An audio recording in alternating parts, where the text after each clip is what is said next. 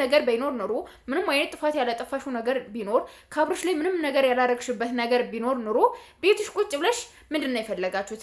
ለምንድነው የፈለጋችሁት? ለዚህ ነው ያልቀን እንደምትፈልጉት አይደለ? ልጁን ውሰዱት፣ ከፈለጋችሁ ቦታ አድርሳችሁ ግን እንድትመልሱልኝ ብለሽ መስጠት ነበረብሽ።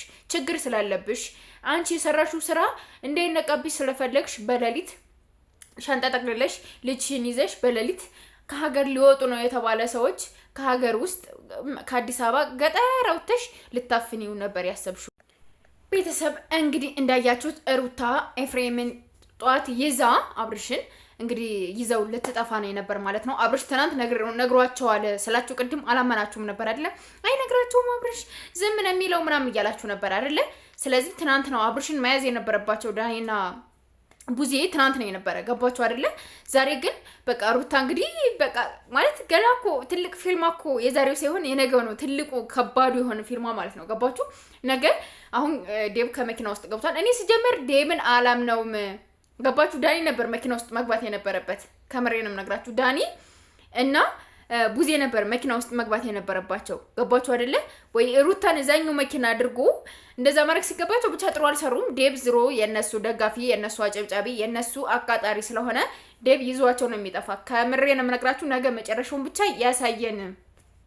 ነገ መጨረሻውን ያሳየን። እንደገና እኔ አንድ የታዘብኩት ነገር ምን እንደሆነ ታውቃላችሁ? ሄርሜላ ተረጋጊ። አሁን ላይ ፍቅር የምትለምንበት ፍቅር እንደዚህ ነው ምናምን የምትይበት ጊዜ አይደለሽም። ገባሽ አይደለም? አንቺ ራሱ ፈልጎ በራሱ ባለበት ጊዜ ፍቅረኛ ነሽ እንደዚህ ነበር ብሎ እንትን እስካላለሽ ድረስ አሁን እየተጣረ ያለው ለጤና ነው እንጂ ለፍቅር አይደለም። ፍቅር በዚህ ገብቶ እንደዚህ ሆኖ በዚህ ሆኖ ምናምን የሚባል ነገሮችን በአሁኑ ሰዓት ማንሳት ያንቺ አግባባለሁ ብዬ አላስብም። ገባሽ አይደለም? ስለዚህ ተረጋጊና የአብርሽን ጤና ነው መጠር ያለባችሁ መጀመሪያ ብዬ ነው የማስበው። ነገር ግን ነገሩ ተበላሽቷል። አሁን ከአዲስ አበባ ወጥተው የት ሰፈር እንደተያዙ አልገባችሁም? የት ሰፈር እንደተያዙ ማለት ነው። ሻንጣ ጠቅልላ የቤት ልብስ ጠቅልላ እሷ ሌላ ቦታ ልትሄድ ነው የነበረ ሀሳቧ ማለት ነው። አብርሽ እንዳይድን አብርሽ ከዚህ ነገር እንዳይወጣ። እኔ እኮ ግርም የሚለኝ ነገር ኤፍሬም አብሮ ተባባሪ መሆኑ የእሷ ተባባሪ መሆኑ እኮ ነው የሚገርመኝ። ማርያምን እግዚአብሔርን በጣም ነው የሚያናደው። በጣም ከምላችሁ በላይ ማለት ነውና ተባባሪ መሆን የለብህም ነበር ኤፍሬም። ወንድምህ ነገ የሆነ ነገር ሆኖ የሆነ ታሞ የሆነ ብቻ ራሱን ስቶ ራሱን ጥሎ ምናምን በቃ የሆነ አስፓልት ላይ ቁጭ ብሎ ሰው አስጠልቶት ቤት አስጠልቶት ውጭ ላይ የወጣ ጊዜ የዛኔ ነው የሚቆጭህ፣ የዛኔ ነው የሚበላህ። አሁን ላይ አንተ ምንም እየመሰለህ አይደለም።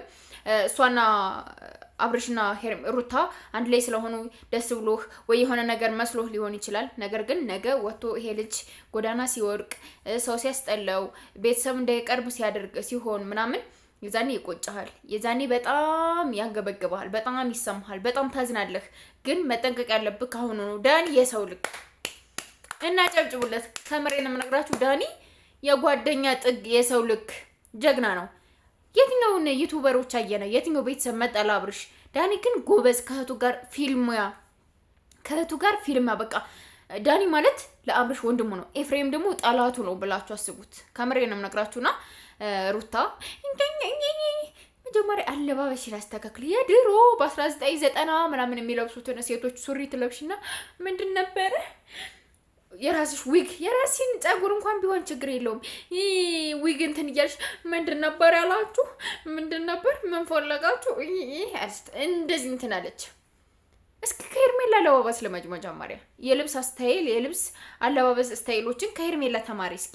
እኮ በ19 ምናምን እኔ አንደኛ ክፍል ሁኔ ምናምን በ19 ምናምን በ1990 ምናምን 98 99 ምናምን አካባቢ የሆነ መምህራኖች እንደዚህ አይነት የሩታ የዛሬ የለበሰችውን አይነት ልብስ ለብሰው ምናምን ሲያስተምሩ ወይኔ ሲያመር ምናምን ነበር። አንድ ያክፍል ሁኔ ማለት ነው። አሁን ላይ ይሄን አይነት ሱሪ የሚለብስ ሴት አለ ወይ? እስኪ ንገሩኝ። እነዚህ ሱሪዎች ፋሽን አልፎባቸዋል ወይ ብላችሁ እስኪ ሰርች አድርጉ። ይሄ እነዚህ እኮ በ1998 99 ምናምን በቃ 2000 ላይ ያልገቡ ሱሪዎች ናቸው። አንቺ ፋራ ነሽ ሲጀመር ማለት ነው። ገባሽ?